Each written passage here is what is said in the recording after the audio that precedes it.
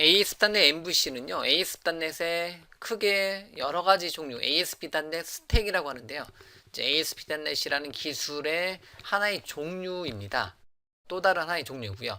이 표는 여러분들이 ASP.NET을 공부하시다 보면 특히 ASP.NET MVC라든가 ASP.NET 웹 API를 공부하다 보면 많이 보는 모양인데요. 이런 식으로 되어 있어요. 가장 기본적인 게 여기 부분. 자, 여기 부분이 ASP.NET 코어예요.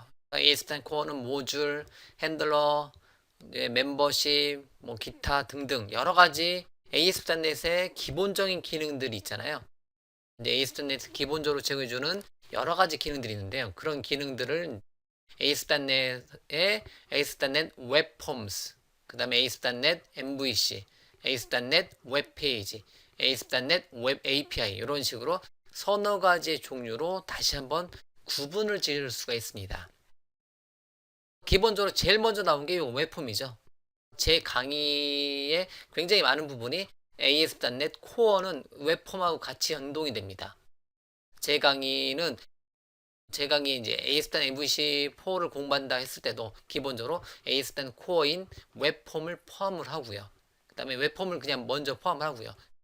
제 강의 기준으로는 ASP.NET 코어에서 MVC로 바로 가는 강의는 없고요. ASP.NET 코어는 ASP.NET 웹폼을 요만큼 묶어서 강의를 하고요. 그 다음에 ASP.NET MVC로 강의가 들어갑니다.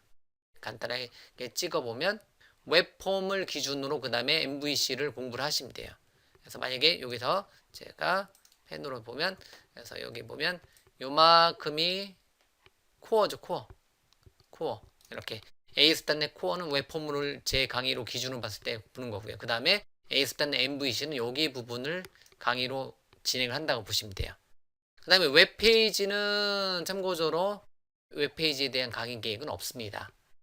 ASP.NET 웹페이지라는 기술이 있는데요. 뭐 가볍고 빠르고 빨리 개발하는 기능인데 저는 웹페이지 기술보다는 ASP.NET 웹폼과 ASP.NET MVC 위주로 강의를 할 거고요. 그 다음에 웹폼이라든가 웹페이지라든가 MVC 모두 결과물 자체는 HTML로 되는 거고요. 그 다음에 웹폼은 꺽쇠 퍼센트 꺽쇠를 사용하는 기존의 ASPX 신텍스를 사용하는데 웹페이지라든가 MVC라든가 얘네들은 레이저 뷰 엔진에서 @기호를 사용해서 레이저 신텍스를 사용하는 걸로 사용해서 좀 더 이제 어떤 뷰 페이지 만들 때 좀 더 효과적으로 만들 수 있는 기능을 제공해 줍니다. 자, 그리고 나서 어떤 뷰를 만들어내는 부분이 아니라 어떤 서비스 레이어 이제 결과 값을 XML이라든가 JSON이라든가 등등등의 어떤 서비스 값으로 뭔가를 넘겨주고자 한다.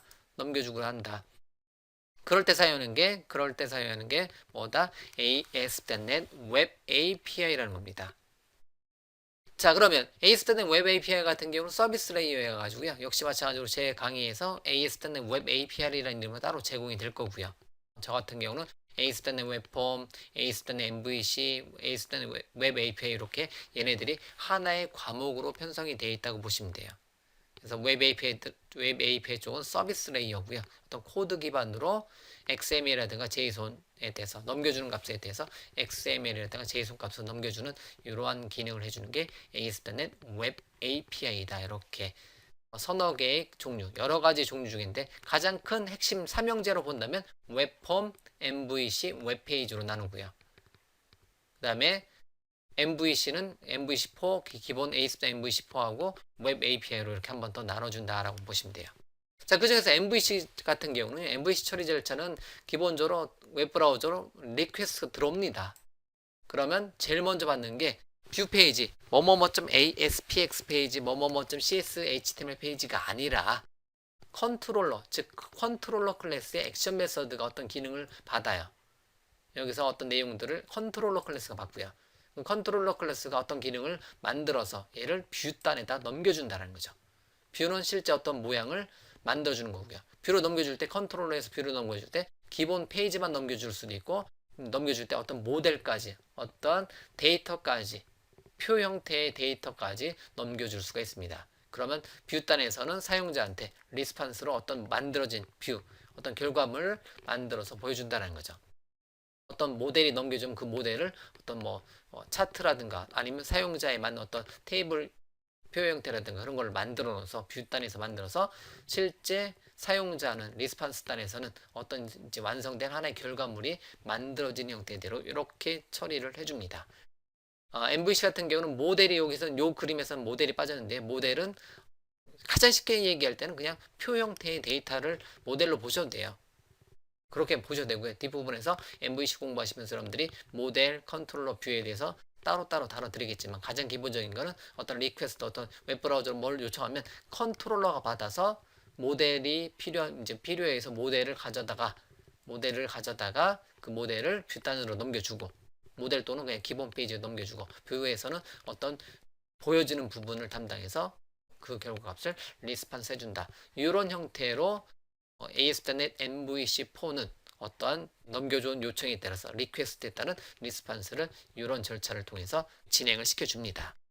자, 이런 내용들 ASP.NET MVC의 컨트롤러, 뷰, 그리고 모델 이러한 내용에 대해서는 각각 하나씩 우리가 계속해서 살펴볼 거고요. 간단하게 ASP.NET MVC의 처리 절차를 간단하게 이렇게 그림으로 살펴보았습니다.